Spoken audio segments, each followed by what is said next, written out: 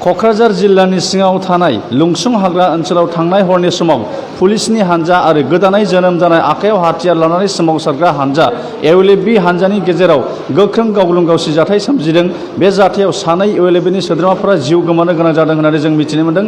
बे समावहाय आं दिनै दंफैयो क'क्राझार सहराव थानाय आर.एन.बि सिभिल हस्पिटालाव जिहुथे थांनाय हराव सोमजिनाय गावलुं गावसि जाथायाव सानै एवेलेबिनि सोद्रोमाफोरा जिउ गोमादों होननानै मिथि मोन्दों।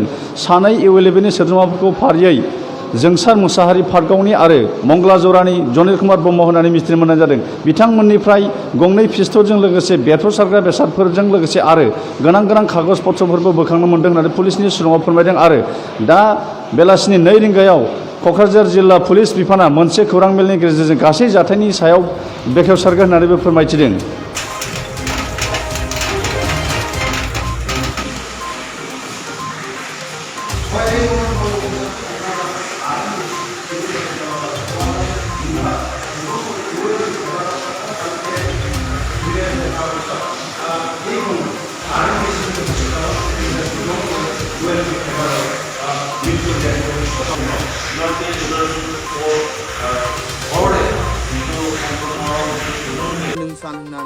इस्टाब्लिश खालामगोन।